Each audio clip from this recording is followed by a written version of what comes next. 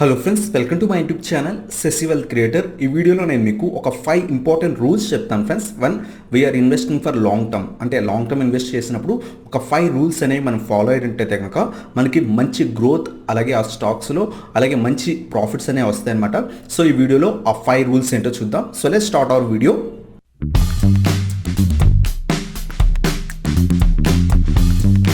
So friends, ఈ వీడియోలో చెప్తాను కదా ఒక 5 ఇంపార్టెంట్ రూల్స్ మనం ఫాలో అవ్వాల్సినవి మనం లాంగ్ టర్మ్ ఇన్వెస్ట్ చేస్తుంటే కనుక ఏదైనా స్టాక్స్లో కానీ కంపెనీస్లో కానీ. సో ఆ 5 రూల్స్ అనేవి చూద్దాం. అంతకన్నా ముందు ఈరోజు నేను బ్యాంక్ నిఫ్టీలో ట్రేడింగ్ అనేది చేశాను అనమాట. ఆ ప్రాఫిట్స్ అనేవి చూద్దాం. ఆ ప్రాఫిట్స్ ఎంత వచ్చాయి, ఏ విధంగా ట్రేడ్ చేశాను, లాసెస్ ఏమైనా వచ్చాయా, ఈచ్ అండ్ ఎవ్రీథింగ్ కూడా కవర్ చేసి నెక్స్ట్ ఏదైతే ఈ మెయిన్ టాపిక్ ఉందో లాంగ్ టర్మ్ ఇన్వెస్ట్మెంట్కి ఒక 5 రూల్స్, దాని గురించి అనేది చూద్దాం. మీరు ఇక్కడ చూసుకోవచ్చు, ఈరోజు నేను ఒక 4 పొజిషన్స్ అనేవి తీసుకున్నాను. అంటే ఒకటి వచ్చేసరికి నేను షార్ట్ టర్మ్కి తీసుకొని ఎగ్జిట్ అయిపోయాను అనమాట రూట్ది. ఇది వదిలేస్తే కనుక మనం ఈరోజు చూసుకుంటే కనుక బ్యాంక్ నిఫ్టీ వచ్చేసరికి బ్యాంక్ నిఫ్టీ మీద ట్రేడ్ చేశాను. అరౌండ్ 7,691 రూపీస్ అనేది ప్రాఫిట్ అనేది వచ్చిందన్నమాట. దీంట్లో అరౌండ్ ఒక 1,000 రూపీస్ అనేది మనం బ్రోకరేజ్ ఛార్జెస్ కింద తీసేసినా సరే ఒక 6,500 రూపీస్ దాకా నాకు ప్రాఫిట్ అనేది వచ్చిందన్నమాట. మీకు చూసుకుంటే కనుక బ్యాంక్ నిఫ్టీ సెప్టెంబర్ 20,400 పిఈ నేను బై చేశాను. అరౌండ్ 723 రూపీస్ ప్రాఫిట్ దగ్గర మార్నింగే ఎగ్జిట్ అయిపోయాను అనమాట. నెక్స్ట్ కాల్ ఆప్షన్ తీసుకున్నాను 20,600, అది నాకు అరౌండ్ 2,800 రూపీస్ లాస్ అనేది వచ్చిందనమాట. సో లాసెస్ అనేవి యాక్సెప్ట్ చేయాలి మధ్య మధ్యలో ట్రేడ్ చేస్తున్నప్పుడు. బట్ అదే లాస్ వచ్చింది కదా అని అక్కడ హోల్డ్ చేస్తూ పొజిషన్ కనుక కూర్చున్నట్టయితే కనుక, ఫర్ ఎగ్జాంపుల్ ఇదే ట్రేడ్లో నేను హోల్డ్ చేస్తూ కూర్చుండే నా క్యాపిటల్ అంతా కూడా జీరో అనేది అయిపోయేది అనమాట. చూడండి, 0.05 రూపీస్ దాకా పైసే దాకా కూడా వచ్చేసింది అనమాట. సో ఎప్పుడు కూడా మనం లాసెస్ యాక్సెప్ట్ చేసి అక్కడ ఎగ్జిట్ అయిపోవాలన్నమాట. వెంటనే ఎప్పుడైతే ఈ లాస్ వచ్చిందో మార్కెట్ అనేది కింద పడుతుందని అర్థం చేసుకొని నెక్స్ట్ 20,600 పిఈ అనేది నేను బై అనేది చేశాను అనమాట. సో దీంట్లో నాకు అరౌండ్ 9,000 రూపీస్ ప్రాఫిట్ వచ్చింది. ఏదైతే ఈ లాస్ మొత్తం తీసేస్తే కనుక నాకు టోటల్గా 7,691 రూపీస్ అనేది ప్రాఫిట్ వచ్చింది. దీంట్లో బ్రోకరేజ్ ఛార్జెస్ తీసేస్తే 6,000 రూపీస్ 6,500 రూపీస్ అలా నాకు ప్రాఫిట్ అనేది వచ్చింది అనమాట.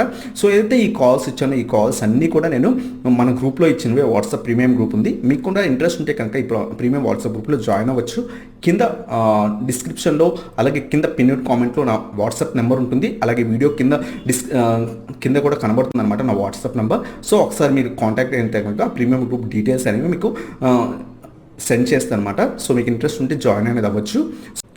సో ఫ్రెండ్స్, ఇప్పుడు ఆ 5 రూల్స్ అనేవి చూద్దాం అన్నాం కదా, important rules for long term investment. ఎవరైతే లాంగ్ టర్మ్ ఇన్వెస్ట్మెంట్ చేద్దామన్నారో ఈ 5 రూల్స్ కనుక ఎగ్జాక్ట్గా ఫాలో అయితే కనుక మనకి మంచి రిటర్న్స్ అనేవి వస్తాయి. అలాగే మంచి ప్రాఫిట్స్ అనేవి మనం ఏదైతే ఇన్వెస్ట్ చేసామో కంపెనీస్ నుంచి మనకు వస్తాయి అనమాట. లాంగ్ టర్మ్ అయితే మనం హోల్డ్ చేసినట్టయితే కనుక ఆ 5 రూల్స్ చూద్దాం. దాంట్లో ఫస్ట్ రూల్ వచ్చేసరికి see the company value but not the share value. అంటే చాలామంది ఏం చేస్తారంటే ఈ షేర్ మనకి 500 రూపీస్ దగ్గర దొరుకుతుంది కదా అని ఇన్వెస్ట్ అనేది చేస్తారు. ఎప్పుడు కూడా మనం షేర్ ప్రైస్ చూసి ఎప్పుడు ఇన్వెస్ట్ చేయకూడదు. లాంగ్ టర్మ్ ఇన్వెస్టర్స్ ఎప్పుడు కూడా ఆ కంపెనీ యొక్క పర్ఫార్మెన్స్, పాస్ట్ పర్ఫార్మెన్స్, ఆ కంపెనీ యొక్క ఫండమెంటల్స్ అలాగే టెక్నికల్స్ చూసి ఇన్వెస్ట్ చేయాలి. ఫర్ ఎగ్జాంపుల్ ఏదైనా కంపెనీ తీసుకుంటే ఆ కంపెనీ ఫండమెంటల్స్ చూడాలి, బాగున్నట్టయితే కనుక వాళ్ళ యొక్క మేనేజ్మెంట్ చూడాలి, అది కూడా బాగున్నట్టయితే కనుక ఆ టెక్నికల్స్ చూడాలి, లాస్ట్ 5 years బ్యాలెన్స్ షీట్ చూడాలి.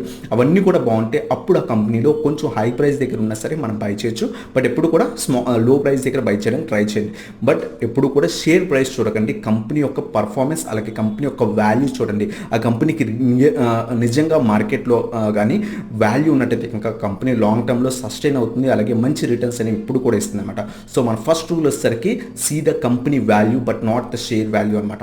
సో ఇది మన ఫస్ట్ రూల్. అలాగే సెకండ్ రూల్ చూద్దాం ఫ్రెండ్స్. సెకండ్ రూల్ వచ్చేసరికి ఒకవేళ మనం కంపెనీ వాల్యూ చూసాం అన్నీ కూడా బాగున్నట్టయితే కనుక షేర్ కొనాలనుకున్నాం, ఏ ప్రైస్ దగ్గర కొనాలి? ప్రైస్ ఎప్పుడు కూడా ఇంట్రెన్సిక్ వాల్యూకి నియర్ బై కానీ లేదా ఇంట్రెన్సిక్ వాల్యూకి బిలో కానీ ఉన్నప్పుడు మనం ఆ స్టాక్ని కొన్నట్టయితే కనుక మనకు మంచి రిటర్న్స్ ఫ్యూచర్లో ఉంటాయన్నమాట. ఒక 5 years 10 years హోల్డ్ చేస్తే మనకి 5 times 6 times రిటర్న్స్ అనేవి ఈజీగా వస్తాయి అనమాట. ఇక్కడ ఇంట్రెన్సిక్ వాల్యూ అంటే ఏంటి? మార్కెట్లో ఒరిజినల్ వాల్యూ. ఫర్ ఎగ్జాంపుల్ ఏదైనా కంపెనీ తీసుకుంటే ఆ కంపెనీ మార్కెట్లో యాక్చువల్గా అది అంత ప్రైస్ ఉండాలన్నమాట.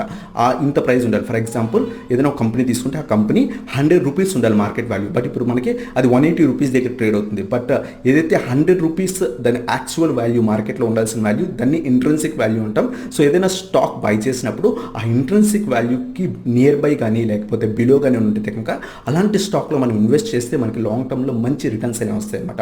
సో మన సెకండ్ రూల్ వచ్చేసరికి ఇంట్రెన్సిక్ వాల్యూకి నియర్ బై కానీ లేదా ఇంట్రెన్సిక్ వాల్యూకి బిలో కానీ మనం బై చేసినట్టయితే కనుక ఆ కంపెనీలో మనకి మంచి రిటర్న్స్ అనేవి ఫ్యూచర్లో ఉంటాయి ఫ్రెండ్స్. అలాగే third rule friends, third rule వచ్చేసరికి డైవర్సిఫై యువర్ పోర్ట్ఫోలియో. ఎప్పుడు కూడా మనం ఫర్ ఎగ్జాంపుల్ మన దగ్గర ఒక 10 lakhs ఉంటే కనుక మనం ఒక 5 to 6 కంపెనీస్ లేదా ఒక 10 కంపెనీస్లో ఇన్వెస్ట్ చేయాలి. అంతేకాని ఆ 10 lakhs తీసుకెళ్ళి ఒకే కంపెనీలో ఇన్వెస్ట్ చేస్తే ఒకవేళ కంపెనీ అని కనుక నెగిటివ్ రిజల్ట్స్ పోస్ట్ చేసి స్టాక్ వాల్యూ పడిపోతే దాంట్లో ఇరుక్కుపోతాం అనమాట. అందువల్ల మనం ఎప్పుడు కూడా డైవర్సిఫై చేసుకోవాలి మన పోర్ట్ఫోలియోని. సో డిఫరెంట్ కంపెనీస్లో అనేది ఇన్వెస్ట్ చేయాలి. ఇన్వెస్ట్ చేయమన్నాం, డైవర్సిఫై చేయమన్నాం కదా అని చెప్పేసి ఒక 20 కంపెనీస్, 30 కంపెనీస్, 40 కంపెనీస్లో ఎప్పుడు కూడా ఇన్వెస్ట్ చేయకూడదు. మనం ఎప్పుడు కూడా ఒక 5 to 10 కంపెనీస్ ఇన్వెస్ట్ చేయాలి. ఫర్ ఎగ్జాంపుల్ మన దగ్గర 1 crore రూపీస్ నుండి ఇన్వెస్ట్ చేద్దాం అనుకున్న స్టాక్ మార్కెట్లో మనం ఒక 5 to 10 కంపెనీస్ లేదా 15 కంపెనీస్ మాత్రం రెస్ట్రిక్ట్ చేసుకొని దాంట్లోనే ఇన్వెస్ట్ అనేది చేయాలన్నమాట. ఎక్కువ క్వాంటిటీ అనేది పెంచుకోవాలి. అంతేగాని ఒక 30 కంపెనీస్లో 40 కంపెనీస్లో ఎప్పుడు ఇన్వెస్ట్ చేయకూడదు. అలా అని 2 కంపెనీస్ 3 కంపెనీస్లో కూడా ఎప్పుడు ఇన్వెస్ట్ అనేది చేయకూడదు అనమాట. డైవర్సిఫై చేసుకొని ఇన్వెస్ట్ చేస్తే కనుక మనకి ఒక కంపెనీ, ఒక సెక్టర్ మనకి పడిపోయినా సరే ఇంకోటి సెక్టర్ బాగా రేజ్ అయినప్పుడు మనకి మంచి రిటర్న్స్ అనేవి వస్తాయి అనమాట. సో మన థర్డ్ రూల్ వచ్చేసరికి డైవర్సిఫై యువర్ పోర్ట్ఫోలియో ఫ్రెండ్స్. అలాగే ఫోర్త్ రూల్ వచ్చేసరికి reinvest your dividends or profits. So ఏదైతే మనకి ప్రాఫిట్స్ వచ్చాయో ఫర్ ఎగ్జాంపుల్, అలాగే ఎప్పుడైనా మనం ట్రేడింగ్ చేసినా లేకపోతే డివిడెండ్స్ ఆ కంపెనీస్ ఇచ్చినా సరే మన బ్యాంక్ అకౌంట్కి వచ్చేస్తాయి ఆ డివిడెండ్స్ అనేవి. అవన్నీ కూడా రీఇన్వెస్ట్ అనేది చేయండి. సో దట్ మీకు కాంపౌండ్ ఇంట్రెస్ట్ అనేది పెరుగుతుంది. ఇది నార్మల్గా ఒక 10,000 రూపీస్ మార్కెట్లో ఇన్వెస్ట్ చేసే వాళ్ళకి అంత డిఫరెన్స్ ఉండకపోవచ్చు, కానీ ఆ 5 రూపీస్ లేదా ఒక 100 రూపీస్ డివిడెండ్స్ అనేది.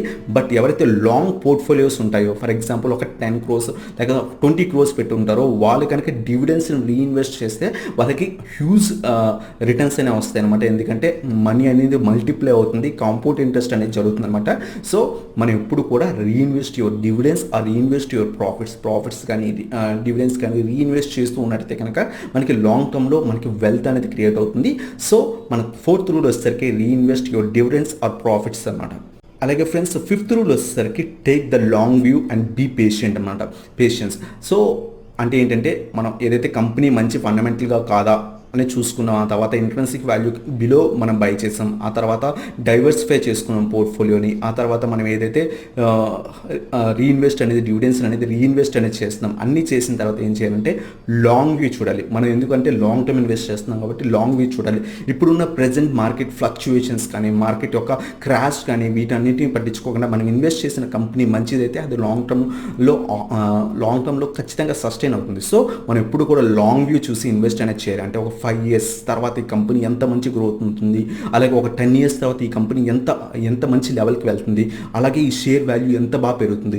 ఇది కనుక మనం చూసుకున్నట్టయితే కనుక మనకి మంచిగా ప్రాఫిట్స్ అనేవి వస్తాయి, ఆటోమేటిక్ రిటర్న్స్ అనేవి వస్తాయి. అంతేకాకుండా టేక్ ద లాంగ్ వ్యూ అంటే 5 years తర్వాత ఎలా ఉండబోతుంది, 10 years తర్వాత ఎలా ఉండబోతుంది అది చూసిన తర్వాత నెక్స్ట్ చూడాల్సింది ఏంటంటే మనం పేషెన్స్గా వెయిట్ చేయాలన్నమాట. ఆ లెవెల్స్ వచ్చేదాకా, అంటే ఆ కంపెనీ అంత బాగా గ్రోత్ అయ్యి అంత మంచి రిటర్న్స్ ఇచ్చేదాకా కూడా మనం పేషెన్స్గా అనేది వెయిట్ అనేది చేయాలన్నమాట. సో ఇది మన ఫిఫ్త్ రూల్, అలాగే చాలా ఇంపార్టెంట్ రూల్ అనమాట. సో ఈ ఫ్రెండ్స్ ఈ 5 రూల్స్ కనుక మనం లాంగ్ టర్మ్ ఇన్వెస్ట్మెంట్ చేసినప్పుడు కనుక ఫాలో అయినట్టయితే కనుక మంచి రిటర్న్స్ అయినా వస్తాయి అనమాట. 5 రూల్స్ కనుక మళ్ళీ మనం చూసినట్టయితే కనుక ఫస్ట్ రూల్ వచ్చేసరికి see the company value not the share value కాకుండా కంపెనీ వాల్యూ చూడండి. అలాగే సెకండ్ వచ్చేసరికి ఇన్వెస్ట్మెంట్ చేసినప్పుడు ఇంట్రెన్సిక్ వాల్యూకి నియర్ బై కానీ లేకపోతే ఇంట్రెన్సిక్ వాల్యూకి బిలో కానీ షేర్ ఎప్పుడైనా వచ్చినట్టయితే కనుక అలాంటి మంచి కంపెనీస్ అయితే కనుక ఇన్వెస్ట్ చేయడానికి ట్రై చేయండి. అలాగే థర్డ్ రూల్ వచ్చేసరికి డైవర్సిఫై యువర్ పోర్ట్ఫోలియో. ఎప్పుడు కూడా సెక్టార్ వైజ్ అలాగే స్టాక్ వైజ్ కూడా మనం డైవర్సిఫై చేసుకోవాలి. ఓవర్ డైవర్సిఫై చేయకూడదు. డైవర్సిఫై ఒక 5 to 10 కంపెనీస్ 15 కంపెనీస్ అనేది డైవర్సిఫై చేసుకుని దాంట్లోనే క్వాంటిటీ అనేది నెమ్మదిగా ఇంక్రీజ్ అనేది చేసుకోవాలన్నమాట. సో డైవర్సిఫై యువర్ పోర్ట్ఫోలియో అనమాట. అలాగే ఫోర్త్ రూల్ వచ్చేసరికి రీఇన్వెస్ట్ యువర్ డివిడెండ్స్ని కానీ ప్రాఫిట్స్ కానీ రీఇన్వెస్ట్ చేస్తున్నట్టయితే కనుక లాంగ్ టర్మ్లో అది మనకి వెల్త్ అనేది క్రియేట్ చేస్తుంది. మీరు చూస్తున్నట్టయితే కనుక నేను ఎప్పుడైనా సరే నాకు ప్రాఫిట్ వచ్చినట్టయితే కనుక కొంత అమౌంట్ తీసుకెళ్ళి రీఇన్వెస్ట్ అనేది చేస్తాను, మంచి స్టాక్స్ కొని లాంగ్ టర్మ్ హోల్డ్ చేస్తాను. సో దట్ నెమ్మదిగా మనకి ఈ రోజు తెలియకపోవచ్చు 1,000 రూపీస్ 2,000 రూపీస్ అనేది ఈ రోజు అయి ఉండొచ్చు, బట్ లాంగ్ టర్మ్లో అది మనకి వెల్త్ అనేది క్రియేట్ చేస్తుంది. ఒక 5 lakhs 10 lakhs 20 lakhs అనేది అవుతుంది. సో దట్ ఆ 20 lakhs నేను లాంగ్ టర్మ్ ఇన్వెస్ట్ చేసినట్టు హోల్డ్ చేసినట్టయితే కనుక ఆ షేర్స్ని 20 lakhs వర్త్ గల షేర్స్ని అది నాకు 20 crores ఈవెన్ 30-40 crores కూడా అయ్యే ఛాన్స్ ఉంటుంది లాంగ్ రన్లో. సో స్టాక్ మార్కెట్ నుంచి వెల్త్ ఈ విధంగానే క్రియేట్ అనేది అవుతుంది అనమాట. సో ఫోర్త్ రూల్ వచ్చేసరికి reinvest your dividends or reinvest your profits అనమాట. అలాగే ఫిఫ్త్ రూల్ వచ్చేసరికి take the long view and be patient అనమాట. అంటే లాంగ్ వ్యూ చూడండి. కంపెనీ ఎప్పుడైనా ఇన్వెస్ట్ చేసిన తర్వాత లాంగ్ టర్మ్ ఇన్వెస్ట్ చేస్తున్నాం కాబట్టి లాంగ్ వ్యూ చూడండి. 5 years తర్వాత ఈ కంపెనీ అంత బాగా గ్రోత్ అవుతుంది. ఇన్వెస్ట్ చేసినప్పుడు మనం చూడాలన్నమాట. సో అలాగే ఇన్వెస్ట్ చేసిన తర్వాత పేషెన్స్గా వెయిట్ చేయాలి. మంచి లెవెల్స్ వచ్చి ఆ కంపెనీ బాగా గ్రోత్ అయ్యి మన కంపెనీ అనేది మంచి రిటర్న్స్ ఇచ్చేదాకా వెయిట్ చేసి పేషెన్స్గా అప్పుడు ప్రాఫిట్స్ అనేవి బుక్ అనేది చేసుకోవాలన్నమాట. సో ఇవి ఫ్రెండ్స్ ఈ 5 important rules when we are investing for long term అనమాట. సో ఇది ఈ వీడియో కనుక మీకు నచ్చినట్లయితే లైక్ చేయండి. అలాగే మీ నా ఛానల్ కొత్తగా వచ్చినట్లయితే సబ్స్క్రైబ్ చేయండి అండ్ బెల్ ఐకాన్ ప్రెస్ చేయండి. So that latest video updates అని మీకు వస్తాయి అనమాట. Thank you so much for watching. Have a nice day.